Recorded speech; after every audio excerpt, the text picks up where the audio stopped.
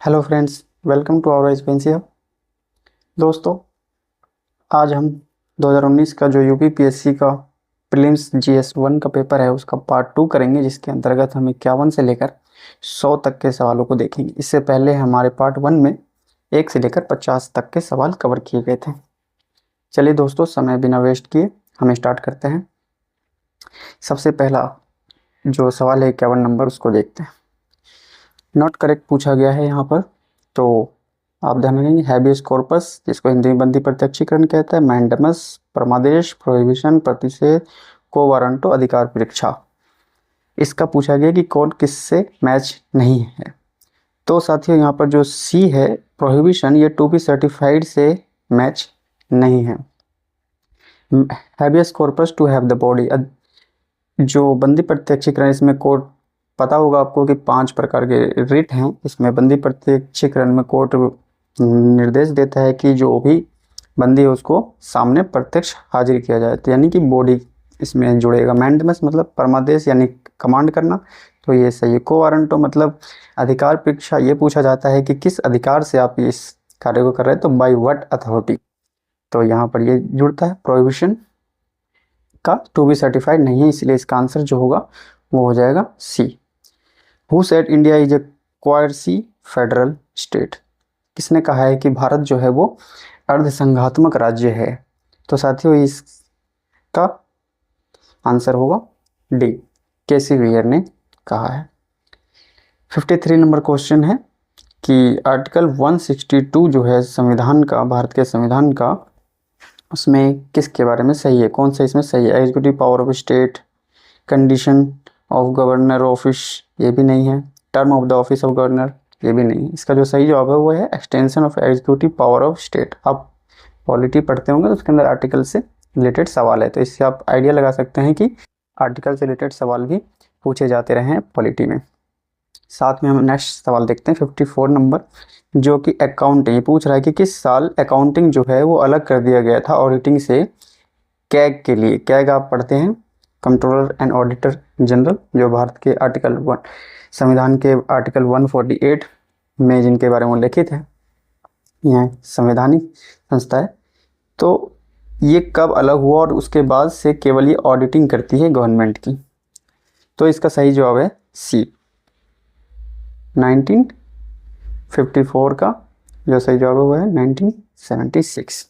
अब केवल जो कैग है वो ऑडिटिंग करती है सरकार की, लेकिन आपको ध्यान रखना है कि ये राज्यों की अकाउंटिंग कर सकती है। राज्य सरकारों की जो भी योजनाएं होती हैं उसकी अकाउंटिंग कर सकती है। और जो अब अकाउंटिंग है उसके लिए एक अलग बॉडी बना दी गई है, जो कि अलग ही है, कंट्रोलर जनरल ऑफ अकाउंटिंग करके, वो भारत की सबसे मेन अकाउंटिंग बॉडी है, तो आप उसके लिए अलग है वो। 55 नंबर जो सवाल है उसमें पूछा गया कि कौन सा स्टेटमेंट सही है। States have no right to seceded, इसका मतलब होता है पृथक होना, मतलब अलग होना, सेपरेट होना, from the union under the constitution of India. मतलब कह रहा है कि राज्यों को भारतीय संविधान के तहत ऐसा कोई भी अधिकार नहीं मिला है जिससे कि वो केंद्र से अलग होने की बात कर सके, तो ये कथन सही है। फिर पूछा जा रहा है कि जो just advocacy of cessation will have the protection of freedom of expression, मतलब जो अभिव्यक्ति की स्वतंत्रता है उसके अंदर बात की जा रही है कि केवल उसकी वकालत करना, किसकी वकालत करना, अलग होने की, यानी अलग होने की बात कहना, समर्थन करना, उसका एडवोकेट करना, इसके लिए भारतीय संविधान ने क्या प्रोटेक्शन दिया हुआ है, तो ये कह रहा है प्रोटेक्शन दिया हुआ है, जबकि नहीं दिया हुआ है। आपको पता होगा कि freedom of expression article 19(1)(a) में आता है, तो इसके तहत इस बात का कोई समर्थन नहीं है कि आप अलग राज्य बनाने तोड़ने की बात करें भारतीय संघ से, तो इसलिए दूसरा जो है स्टेटमेंट वो रॉन्ग है, इसलिए इसका सही जवाब हो जाएगा ओनली 1। नेक्स्ट सवाल हम देखते हैं 56 with reference to prime minister office, PMO office है, इसके बारे में पूछा गया है। इट कैम इनटू एग्जिस्टेंस 1977, मतलब ये इसका अस्तित्व 1977 में आया था, तो ये सही है। It is headed by the cabinet secretary, यहाँ पर ये ट्विस्ट कर दिया गया, यहाँ पर कैबिनेट ना होकर यहाँ पर जो मेन सचिव होते हैं, जो प्रधानमंत्री के मुख्य सचिव होते हैं, वो होते हैं इसके हेड, तो ये इसका केवल आंसर हो जाएगा 56 नंबर सवाल का ओनली 1। द मनी बिल जो धन विधेयक होता है उसको आर्टिकल, भारतीय संविधान के किस आर्टिकल में? ये बहुत इजी सवाल था, तो इसका आंसर हो जाएगा आर्टिकल 110, 110 नंबर अनुच्छेद में विवाद उल्लिखित है। नेक्स्ट सवाल देखते हैं 58। इसको बोला गया कि जो ये इवेंट्स हुए हैं इनको क्रोनोलॉजिकल, काल क्रमानुसार व्यवस्थित करना है। Maharaja Hari Singh sign the instrument of accession. आपको पता है जब सरदार वल्लभ भाई पटेल जब भारतीय राज्यों का विलयीकरण कर रहे थे तो उस समय राज्यों से एक संधि पत्र पर हस्ताक्षर करवाया जा रहा था, उसी का नाम था इंस्ट्रूमेंट ऑफ एक्सेशन। तो महाराजा हरि सिंह ने इस पर साइन किया। कब किया उसका डेट क्या है? Constitution of India was enforced, भारतीय संविधान लागू हुआ। Accession to the India ratify by the sovereign constitute assembly of Jammu Kashmir. Jammu Kashmir के जो भी वो संवैधानिक कह सकते हैं कि उस समय की जो सभा थी उसके द्वारा भारतीय राज्य में भारत राज्य संघ जो था उसके अंदर विलय को लेकर जो एक्सेशन हुआ उसको रेटिफाइड किया गया था। दूसरा, चौथा है new constitution of the state of Jammu and Kashmir came into force. मतलब जो जम्मू एंड कश्मीर का जो नया संविधान था वो भी फोर्स में है। तो इनको क्रोनोलॉजिकल लगाना है ऑर्डर। सबसे पहले तो ये जो पहले से क्रोनोलॉजिकल ऑर्डर में ही लगा हुआ है, तो इसका आंसर जो हो जाएगा 58 का वो हो गया सी, क्योंकि सबसे पहले 1947 में ये साइन हो चुके थे। आपको पता है कॉन्स्टिट्यूशन जो इन्फोर्स हुआ था वो 26 जनवरी 1950 को हुआ था। फिर इसके बाद जम्मू कश्मीर की जो कॉन्स्टिट्यूएंट असेंबली थी उसने रेटिफाइड किया और लास्ट में संविधान बना कश्मीर का।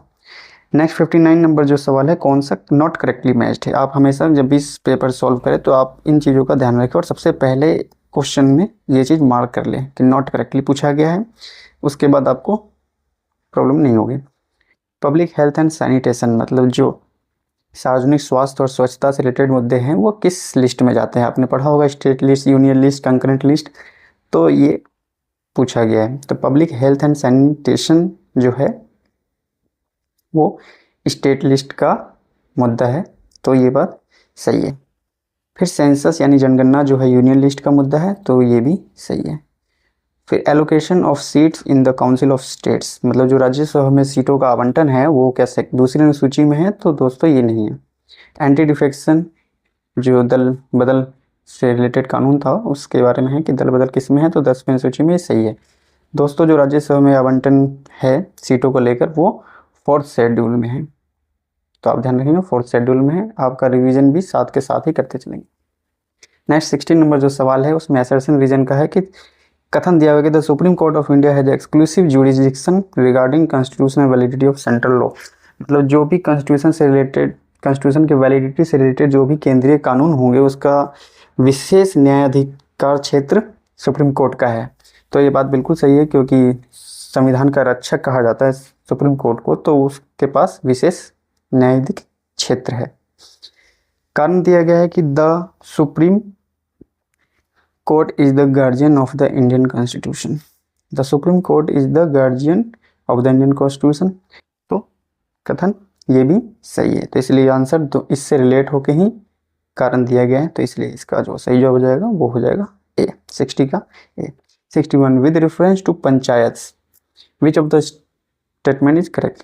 सबसे पहला है कि 50% seats shall be reserved for the women SC/ST category.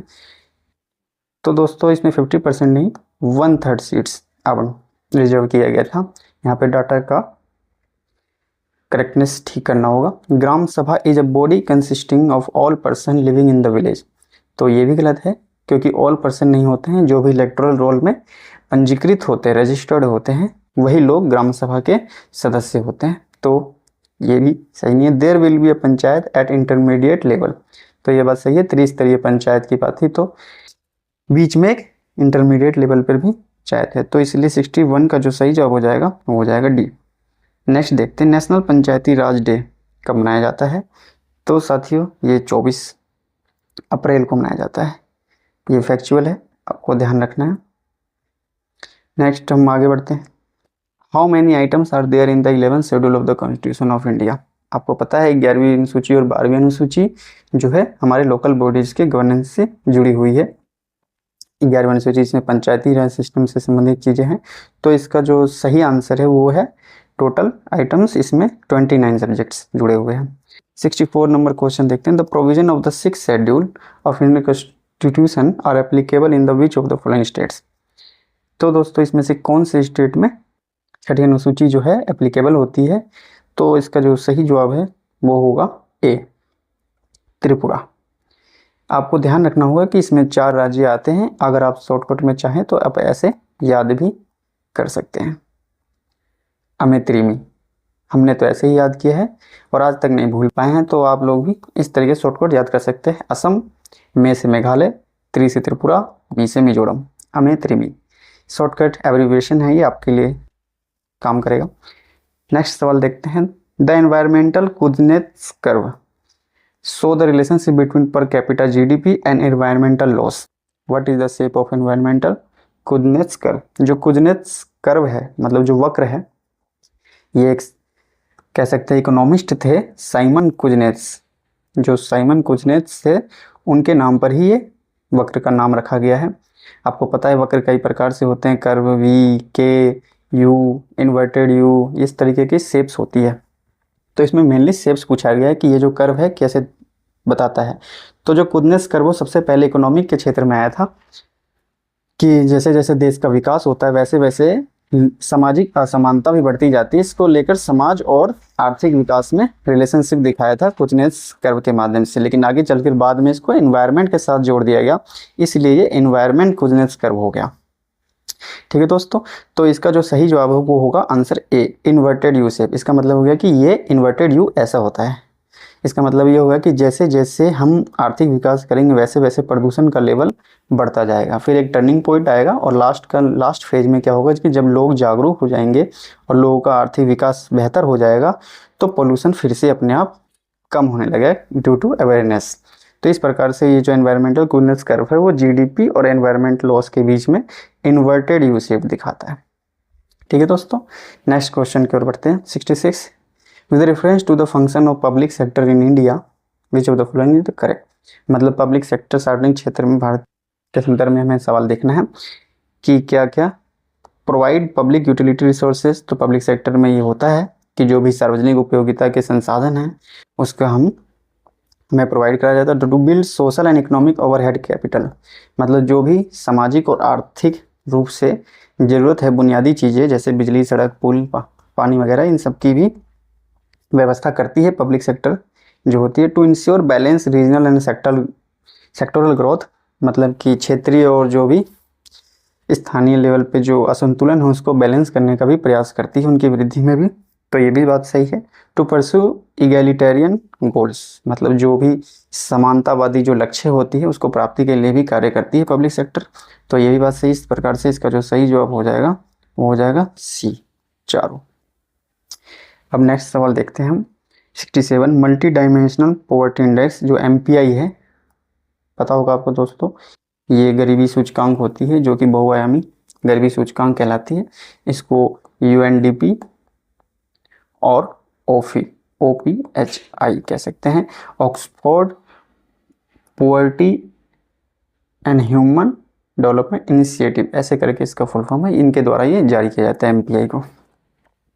तो इसमें कौन कौन से पैरामीटर्स शामिल है? तो दोस्तों इसमें हेल्थ, एजुकेशन, लिविंग स्टैंडर्ड्स सब शामिल है, इसलिए इसका जो आंसर हो जाएगा वो हो जाएगा डी। 67 का आंसर है डी। नेक्स्ट सवाल 68 which of the following direct benefit schemes DBS has been recognised by the Guinness book of world record. मतलब जब ये सवाल पूछा गया था उस समय ये काफ़ी न्यूज में रहा होगा कि world largest direct benefit scheme कौन सा है इसमें से, मनरेगा, PAHAL, NSAP, none of the above. दोस्तों इसका आंसर था बी, पहल। जो LPG सब्सिडी से रिलेटेड स्कीम चली थी, पहल स्कीम, वो डायरेक्ट लोगों के बैंक अकाउंट में उसकी सब्सिडी भेज दी जाती थी। तो ये सबसे बड़ा जो है प्रत्यक्ष लाभ हस्तांतरण स्कीम साबित हुई थी। इसी का नाम दिया हुआ है कि ये Guinness book of world record में इसका नाम दर्ज है। नेक्स्ट सवाल नेशनल सोशल असिस्टेंट प्रोग्राम्स। साथियों ये वही NSAP है, इसी का फुल फॉर्म है। National social assistant programme does not include the following scheme for below poverty line households. मतलब NSAP के अंतर्गत कौन कौन सी स्कीम शामिल नहीं है वो इसके अंदर national social assistant programme does not include the following scheme for below poverty line. तो इसमें कौन सा शामिल नहीं है? तो नेशनल फैमिली बेनिफिट स्कीम शामिल है, अन्नपूर्णा भी है शामिल। इसका जो सही जवाब होगा वो सी होगा, महिला किसान सशक्तिकरण परियोजना शामिल इसमें नहीं है। नेक्स्ट सवाल एसेशन रीजन का। द लेबर फोर्स पार्टिसिपेशन, आपको पता है LFPR हमेशा इकोनॉमिक सर्वे में और इस सब चीज़ों में आता रहता है, ये टर्म आप ध्यान रखेंगे। लेबर फोर्स पार्टिसिपेशन मतलब कि जो भी श्रमिक बल है, जो भी हमारी श्रमिक है, उसका कितना पार्टिसिपेशन रेट है इकोनॉमी में, किस चीज़ के उत्पादन और किस चीज़ में उसकी भागीदारी है, इसके बारे में ये रेट बताता है कि वर्तमान में किसका कितना चल रहा है। तो कह रहा है कि the labour force participation rate falling sharply in the recent years for females in India, मतलब महिलाओं का। अगर जब ये ऐसे आता है तो हम यहाँ पे F लगा देते हैं। Female labour force participation rate जो है वो लगातार गिर रहा है रिसेंट ईयर्स में तेजी से। ये पहला कथन बताया गया। जो कारण बताया गया, the decline in labour force participation rate is due to improved family income and increase in education. बताया गया कि जो शिक्षा है और जो पारिवारिक आय है उसमें बढ़ोतरी के कारण इस रेट में गिरावट आई है। तो ये एक कारण सही है, लेकिन इसका पहले वाले से रीजन ठीक नहीं है, क्योंकि इसमें महिलाओं की बात की गई, इसमें महिलाओं की बात नहीं की गई है। दोनों कथन ठीक है, तो इसका आंसर जो होगा वो होगा बी। जो आर है वो एक्सप्लेनेशन नहीं दे रहा है कि ये पूरी तरह से फीमेल पर लागू होता है नहीं। नेक्स्ट सवाल है the number of person who remain unemployed for a major part of the year is called. जो कि पूछ रहा है कि ऐसा व्यक्ति जो कि साल के अधिकतर दिनों तक वो बेरोजगार रहता है, तो ऐसे में कौन सी बेरोजगारी कहलाती है? क्या डेली स्टेटस कहलाएगी, वीकली कहलाएगी या यूजुअल? तो इसका जो आंसर होगा वो होगा ए, मतलब सामान्य स्थिति का बेरोजगारी कहलाएगा ये। नेक्स्ट हम आगे देखते हैं physical quality of life index developed by. तो ये एक फैक्चुअल न्यूज़ था, स्टैटिक से आया था ये, क्योंकि 1970 के दशक में इसकी शुरुआत हुई थी। तो ये मॉरिस के द्वारा physical quality of life index लाया गया था। तो इसका जवाब ये है, आप रिवीजन कर सकते हैं। 73 नंबर सवाल है with reference to the National Food Security Act which of the following. इसका बताना है कि इसमें कौन कौन से प्रावधान शामिल हैं। It will cover up to 75% rural and 50% urban population, मतलब कि इसमें कि ग्रामीण आबादी जो है 75% शामिल है इस योजना के अंतर्गत इस एक्ट में, और 50% जो आबादी है वो शहरी आबादी सम्मिलित है। Special focus on nutritional support to women and children, मतलब महिला और बच्चों के लिए पोषक तत्वों का इसमें कुछ ज़्यादा ही ध्यान दिया गया है, स्पेशल फोकस। तो ये भी बात सही है। एल्डेस्ट वुमेन, जो घर की सबसे बड़ी महिला है 18 साल से ऊपर की, वो इस एक्ट के अंतर्गत हाउस होल्ड की हेड मानी गई है। तो दोस्तों इसमें ये भी कथन सही है, इसलिए जो 73 का आंसर हो जाएगा सी। नेक्स्ट सवाल with reference to the major of tenancy reform in India. जो भी टेनेंसी रिफॉर्म मतलब किराएदार से संबंधित सुरक्षा की सुधार की बात की गई है। तो टेनेंट आपको पता है कई प्रकार के होते हैं, जो संपत्ति होते हैं उसका वो किराएदार होता है, चाहे वो लैंड हो। ये लैंड रिफॉर्म्स के संदर्भ में ज़्यादा यूज होता है, तो आपको ये ध्यान रखना है। रेगुलेशन ऑफ रेंट, ये बात इसके अंदर है। रेगुलेशन ऑफ रेंट जो है वो भी इसके अंदर शामिल है कि किराएदारों के लिए रेगुलेशन विनियमन लाना। सिक्योरिटी ऑफ टेन्योर मतलब उनकी अवधि को सुरक्षित करना। Conferment of honours in on tenants, उनके स्वामित्व को लेकर भी बात की गई है। तो ये भी कथन सही है, इस प्रकार 74 का आंसर हो जाएगा डी। नेक्स्ट सवाल arrange the following committees form for small scale sector, मतलब जो लघु औद्योगिक क्षेत्र से रिलेटेड कमेटी गठित की गई थी उनका क्रोनोलॉजिकल ऑर्डर में लगाना है शुरुआत से। तो साथियों इसमें जो हमें ध्यान रखना होगा कि जो करवे कमेटी है वो कमेटी सबसे पहले ही बन गई थी 1955 के आसपास। उसके बाद हमें ध्यान रखना कि जो कोहली कमेटी थी ये लेटेस्ट सबसे बाद की है, 2000 के करीब की। तो अगर आप ऐसे आंसर निकालें 75 का आंसर हो जाएगा सी। इसमें आप देख सकते हैं कि चौथा और तीसरा इसमें किसी में नहीं है, इसलिए इसका आंसर भी है सी। और लेकिन अगर इनके बात की जाए तो पीजे नायक कमेटी जो थी वो 1991 के आसपास गठित हुई थी, और जो आबिद हुसैन कमेटी थी वो लगभग 1988 के आसपास गठित हुई थी। तो इस प्रकार से आप इसका अरेंजमेंट भी कर सकते हैं।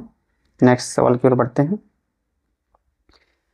With reference to the corporate social responsibility, आपको पता है CSR मैंडेटरी है और इसके तहत जो भी कंपनियां होती है, बड़ी बड़ी कंपनियां, वो अपने लाभ का कुछ प्रतिशत हिस्सा सामाजिक हित के कार्यों में इन्वेस्ट लगाती है। इसी से रिलेटेड सवाल है कि companies act 2014 introduced mandatory CSR. Mandatory तक तो ठीक है, लेकिन इसमें जो एक्ट का डेट दिया गया वो गलत है, ये 2013 की एक्ट थी, इसलिए माइन्यूट लेवल पे भी आपको ध्यान रखना पड़ेगा कि कौन सा एक्ट कब आया है। Companies covered under this will have to spend at least 1% of their annual net profit in the activity under CSR।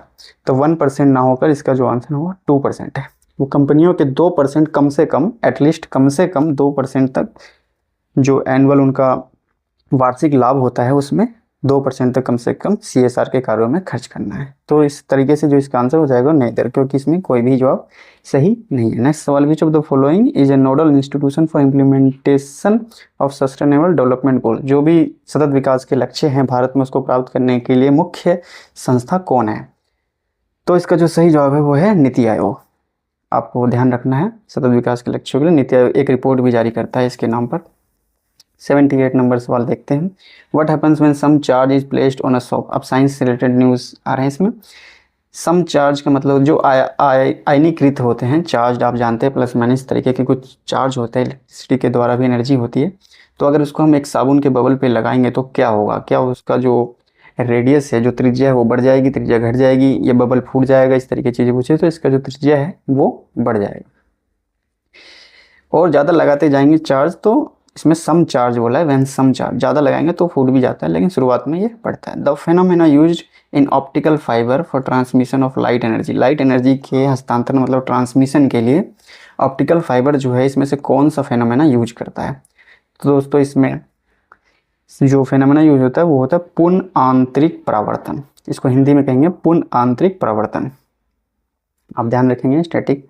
Which of the following pair is not correctly match. जो मैच नहीं है पूछा गया। ऑक्सीटोसिन आपको पता है हार्मोन है साथियों, इन सभी का हिंदी वर्जन आप याद नहीं करवाएंगे क्योंकि ये इंग्लिश में ही बेटर होता है समझना, तो मैं इनका हिंदी नहीं बता सकता आप लोगों को। ऑक्सीटोसिन, ऑक्सीटोसिन ही लिखा जाता है।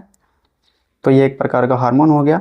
एस्पार्टिम जो है वो सिंथेटिक स्वीटनर, तो ये बात सही है। सिंथेटिक स्वीटनर का मतलब हो गया कि मीठा होता है एस्पार्टम, ये शुगर से भी अधिक मीठा होता है, तो इसमें प्रयोग में लाया जाता है सिंथेटिक स्वीटनर, मिठास के लिए लाया जाता है। तो एक भी तत्व हो गया। नियोप्रीन जो है स्पेशलाइज्ड रबर, ये रबर के रूप में होता है, तो ये भी ठीक है। जो रायोन है वो मॉडिफाइड स्टार्च नहीं है। रायोन जो है वो एक प्रकार का फाइबर है, ठीक है। तो ध्यान रखना कि एक फाइबर है ना कि मॉडिफाइड स्टार्च, इसलिए इसका जो आंसर हो जाएगा ठीक है वो हो जाएगा डी, क्योंकि नॉट करेक्ट पूछा गया है। नेक्स्ट सवाल की बढ़ते हैं। 81 a liquid remain hot or cold for a long time in thermos flask because there is no loss or gain of heat by. कह रहा है जो थर्मस फ्लास्क होता है वो काफ़ी समय तक हॉट और कोल्ड बनाए रखता है। आपको पता है थर्मस में आप पानी या दूध या चाय कुछ भी डालते हो, काफ़ी समय तक सेम बना रहता है। तो इसका कारण भी बता रहा है कि because there is no loss or gain of heat, मतलब ये ना हीट लेता है ना देता है। तो पूछा जा रहा है कि इसमें कौन सी क्रियाएं होती है साइंस के हिसाब से। तो कंडक्शन, संवहन, अपवहन, इस तरह की चीज़ें, रेडिएशन, कौन सा लगता है? तो साथियों इसमें कंडक्शन, कन्वेक्शन, रेडिएशन, ये तीनों चीज़ें इंक्लूड होती है, इसलिए जो इसका आंसर हो जाएगा both A and B. Next सवाल, which one of the following materials contain calcium, मतलब इनमें से कौन से तत्वों में कैल्शियम पाया जाता है? तो कोरेंटम, टाक, जिप्सम, चाइनाक्ले, इसका आंसर होगा जिप्सम। जिप्सम के अंदर कैल्शियम भी मिलता है, इसका जब फार्मूला बनाएंगे तो उसमें कैल्शियम इंक्लूड है। कौन सा नॉट करेक्टली मैच है? तत्व दिए हुए यूजेस बता रहा है। Silver bromide, silver iodide, lithium bicarbonate, milk of magnesia, ये सब इंग्लिश में सेम टू सेम ऐसे ही लिखे जाते हैं साथियों। आर्टिफिशियल फोटोसिंथेसिस मतलब कृत्रिम प्रकाश संश्लेषण, आर्टिफिशियल कृत्रिम बारिश, ट्रीटमेंट ऑफ रूमेटिज्म, रूमेटिज्म मतलब एक बीमारी है जो आर्थराइटिस के डिजीज में रूमेटॉइड टाइप की होती है, उसके इलाज के लिए। और एंटासिड एक अम्लनाशक होता है जो अधिक अम्ल को ख़त्म करने के काम में आता है। तो इनका कौन सा सही नहीं पूछा गया, तो इसमें जो सिल्वर ब्रोमाइड है उसका ये जवाब सही नहीं है, इसलिए ए आंसर होगा। क्योंकि सिल्वर ब्रोमाइड का जो उपयोग होता है वो मेनली फोटोग्राफी में होता है, ना कि आर्टिफिशियल फोटोसिंथेसिस। तो ये आपको ध्यान रखना है, सिल्वर ब्रोमाइड जो है वो फोटोग्राफी से रिलेटेड है, फोटोग्राफी से। सिल्वर आयोडेट आपको पता ही होगा आर्टिफिशियल रेन से, और कई बार पीसीएस पूछ चुका है। कृत्रिम बारिश के लिए कौन से तत्व का उपयोग होता है? आप ध्यान रखें, लिथियम बाइकार्बोनेट, ये ठीक है रूमेटिज्म के इलाज में। और जो मिल्क ऑफ मैग्नीशिया यानी कि मैग्नीशिया का जो दूध होता है वो भी एक प्रकार से एंटासिड अम्लनाशक होता है। जब पेट दर्द दवाई के रूप में एंटासिड काम करता है। अम्लनाशक, पेट में दर्द होता है या एसिड की मात्रा बढ़ जाती है तो इस चीज़ों को एंटासिड दिया जाता है। 84 का है नॉट करेक्टली मैच्ड पूछा जा रहा है। डिसैलिनाइजेशन जो है वो सी वाटर का किया जाता है तो सही है। विलवणीकरण कहते हैं जो लवण को उसमें से नमक की मात्रा निकालना। रिवर्स ऑस्मोसिस आपको पता है, जो आरओ वाटर होता है प्योरीफाई, तो पोर्टेबल वाटर का मतलब ही है पीने योग्य वाटर, तो ये भी ठीक है। डीनेचुरेशन मतलब होता है प्रोटीन के साथ डीनेचुरेशन विकृत करके कुछ और तत्व बनाना, तो ये भी बात ठीक है। पास्चुराइजेशन जो है वो टी का नहीं होता है, वो मिल्क का होता है।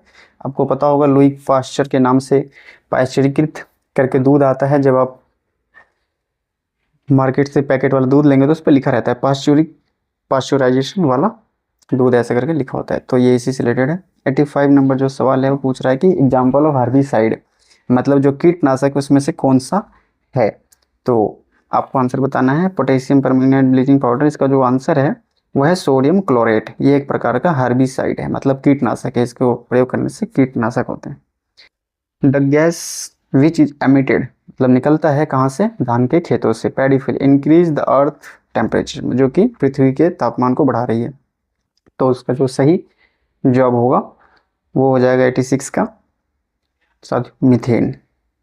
मीथेन जो है धान की खेतों से अधिक मात्रा में उत्सर्जित होती है। 87 नंबर सवाल देखते हैं हम।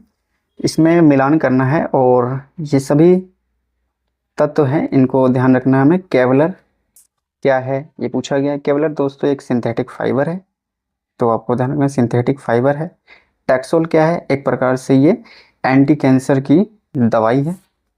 जिंक फॉस्फेट क्या है, तो ये जिंक फॉस्फेट दिया जाता है छोटे मोटे जो कृंतक होते हैं, कीड़े मकोड़े होते हैं, उनको मारने के लिए, रोडेंट्स होते हैं या चूहों के मारने के उपयोग में भी लाया जाता है इसका, जिंक फॉस्फाइड का।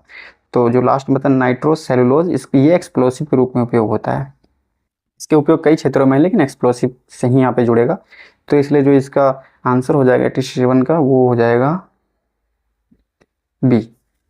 87 का आंसर हो जाएगा बी। 88 नेक्स्ट सवाल। A sample of any of the following substances disappear after some time when exposed to air like camphor. Naphthalene और ड्राई आइस, सूखा बर्फ, और जो कैम्फर कपूर होते हैं, बता रहा है कि इनको अगर खुले में ऐसे छोड़ते हैं तो कुछ समय के बाद वो डिसअपीयर हो जाता है आफ्टर सम टाइम, ऐसे तत्व। तो इस प्रक्रिया को मतलब क्या कहते हैं, द फेनोमेनन इज कॉल्ड, क्या कहते हैं, तो साथियों इसको सब्लिमेशन कहते हैं, हिंदी में उदरपातन कहते हैं। वेपोरेशन तो पता ही आपको, वाष्पीकरण। डिफ्यूजन विस्तारण होता है जिसमें अधिक सांद्रता से कोई तत्व या तरल पदार्थ कम सांद्रता की ओर प्रवाहित होती है, तो इसका जो सही आंसर होगा सब्लिमेशन होगा, जिसे उदरपातन कहते हैं। नेक्स्ट हम देखते हैं 89 arrange the following substances in chronological order their first synthesis in lab में इसमें से किसका पहले संश्लेषित किया गया था, इसके बारे में पूछा गया है। साथ ही इसमें से केवलर सबसे पुराना है, तो आपको ध्यान रखना है कि केवलर जो है वो सबसे पुराना है, जो कि 1965 के आसपास ही इसका लैब में सिंथेसिस किया गया था। उसके बाद इसका जो आंसर आएगा फ्लेरिन, फिर ग्रेफिन, और लास्ट में सबसे लास्ट में ब्लैक गोल्ड। इस आधार पे इसका जो सही जवाब होगा B. Next 90 nitrogen fixing bacteria में combination with cells of roots. आपको ये तो सबसे इजी सवाल है, कई बार आप लोगों ने पढ़ा होगा कि जो दालों की जड़ें होती है उसके अंतर्गत नाइट्रोजन के जीवाणु पाए जाते हैं, तो ये इसका सीधा जवाब दालों से जुड़ जाएगा, पल्सेस। तुलसी प्लांट, जो तुलसी का पौधा हो उसमें मेडिसिनल वैल्यूज बहुत सारी होती है, तो इसमें कौन कौन सी प्रेजेंस है उसी से पूछा जा रहा है, तो इसका सीधा सा जवाब है 91 का सी, फिनोल्स एंड फ्लेवोनॉइड्स। ये इसका सही जवाब होगा, आप याद करके रखेंगे क्योंकि आगामी परीक्षा में कभी भी रिपीटेड सवाल भी आ जाते हैं। Which of the following organism has white blood, इनमें से कौन सा ऐसा जीव है जो कि सफ़ेद खून है, मतलब वाइट ब्लड है, तो साथ ही ये कॉकरोच का होता है, आपको पता होना चाहिए। विच of the following substances is not a protein, कौन सा इसमें से प्रोटीन नहीं है। हेयर में केराटिन प्रोटीन मिलता है। हूफ मतलब जो खुर होती है पशुओं की पैरों के नीचे, वो होता है, उसमें भी प्रोटीन होता है। और जो स्पाइडर सिल्क जो मकड़ी का वो जाला होता है उसमें भी ये होता है। तो कॉटन में नहीं होता है क्योंकि कॉटन एक फाइबर है, कपास में नहीं होता है प्रोटीन। नेक्स्ट हम देखते हैं which of the following glands in human body acts both has endocrine gland as well and exocrine gland. आपको पता होगा जो कुछ ग्रंथियां होती हैं हमारे शरीर में, अंतःस्रावी ग्रंथियां और बाह्यस्रावी ग्रंथियां, जो कि हार्मोन रिलीज करती है। इस तरीके के हमारे शरीर में ग्लैंड होते हैं। तो इसमें पूछा है कि कौन सा ऐसा शरीर में हमारा अंग है जो कि अंतःस्रावी भी है और बाह्यस्रावी भी ग्रंथि के रूप में काम करती है। तो साथ ही इसका आंसर होगा पैनक्रियाज। पैनक्रियाज को हिंदी में कहते हैं अग्नाशय, अग्नाशय कहते हैं, आप ध्यान रखेंगे।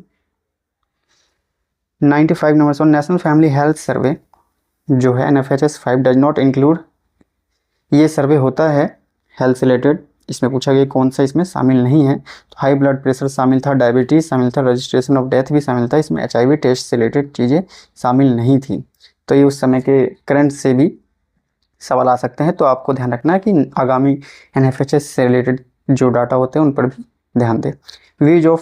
Use of polished rice in human diets cause the following disease, मतलब किस बीमारी का कारण बनता है अगर हम पॉलिश राइस, जो कि पॉलिश किए हुए चावल होते हैं, उसके उपयोग में लाते हैं, तो क्या प्रॉब्लम आती है।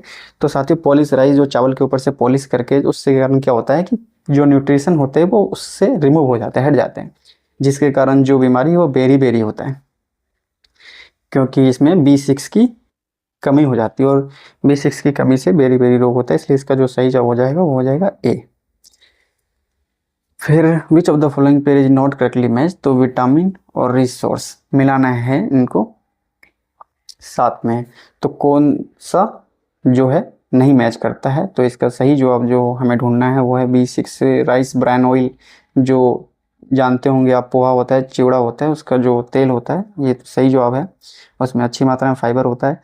B2 जो है कोड लिवर ऑयल, ये ठीक नहीं है, ये सवाल गलत है। विटामिन E जो है वो व्हीट जर्म ऑयल, जो गेहूं के अंकुरित गेहूं के तेल होते हैं, इसमें विटामिन E पाए, विटामिन K, अल्फा अल्फा का आंसर मैं आपको पहले ही बता दिया है। विटामिन B2 जो है कोड लिवर ऑयल, ये गलत है, तो इसका जो नॉट करेक्टली पूछा गया इसलिए इसका आंसर B हो जाएगा। Given below are two statements one level assertion, पूछा गया है कि इसमें most of the vitamin are not synthesised in human body, मतलब इसमें से कौन सा विटामिन है जो most of vitamin are not synthesise in human body, मतलब बताया जा रहा है इस कथन में कि जो मानव शरीर है उसमें अधिकतर विटामिन संश्लेषित नहीं होते हैं। सिंथेसाइज का मतलब आपको पता है, दो या दो से अधिक कंपाउंड को मिलाकर एक नया कंपाउंड बना, तो इस तरीके से चीज़ें नहीं होती हैं। कारण बताया गया कि human organ synthesise only essential micronutrients. तो 98 नंबर सवाल जो है साथियों, इसमें कथन तो सही दिया गया है कि जो हमारे शरीर में अधिकतर विटामिन जो है वो सिंथेसाइज नहीं होती है, जबकि जो कारण दिया गया वो गलत है कि हमारे शरीर में बोला गया कि ओनली इसेंशियल, जो ज़रूरत की माइक्रो सूक्ष्म पोषक तत्व है उनका ही सिंथेसाइज होता है। तो ऐसा नहीं है, हमारे शरीर में विटामिन D और भी कई सारी चीज़ें हैं जो होती है, तो इसलिए इसका जो कारण है वो गलत है। तो इस आधार पे जो 98 का आंसर होगा वो होगा दोस्तों C। नेक्स्ट सवाल देखते हैं। Which of the following statement is in about enzyme, enzyme के बारे में पढ़ना है हमें। दे आर बायो कैटलिस्ट, जो जैव उत्प्रेरक होते हैं, आपको पता होगा उत्प्रेरक वो वैसी चीज़ें होती है जो हमारे शरीर की गतिशीलता उस बढ़ा देती है, काफ़ी ज़्यादा बढ़ा देती है, तो बायो कैटलिस्ट जैव उत्प्रेरक है ऐसे कौन। तो एंजाइम को बताया गया कि एक बायो कैटलिस्ट होते हैं। फिर they perform their action on the side where they produced, मतलब ये जहाँ पे इनका निर्माण होता है ये ज़्यादातर वहीं पर कार्य करते हैं। तो ये बात सही है, क्योंकि आपको पता होगा इंटेस्टाइन में पेप्सिन होते हैं, तो वो इंटेस्टाइन में ही कार्य करते हैं, मतलब जो हमारी आंत होती है वहीं पर पेप्सिन एंजाइम रिलीज होता है, तो वहीं पर ही वो कार्य करता है। इस आधार पर दोनों ही जवाब सही है, तो 99 का C। लास्ट सवाल देखते हैं हम। मदर्स मिल्क, जो माँ का दूध होता है, उसमें उसे कहा जाता है कि ये कंप्लीट डाइट है नवजात शिशु के लिए, but it lacks the following, पर उसमें एक चीज़ की कमी होती है, वो पूछा गया है। तो साथियों इसमें आयरन नहीं होता है, इसलिए कैल्शियम मैग्नीशियम पोटेशियम होता है लेकिन आयरन नहीं होता है, इसलिए लैक पूछा गया है, तो हम सही जवाब मानेंगे इसको आयरन। आयरन की कमी होती है माँ के दूध में, तो आपको ये ध्यान रखना है साथियों। आज के लिए बस इतना ही, नेक्स्ट पार्ट जल्दी ही अपलोड होगा, तब तक के लिए आप हमें हमारा सपोर्ट करें, चैनल को सब्सक्राइब करें ज़्यादा से ज़्यादा। Thank you, have a nice day.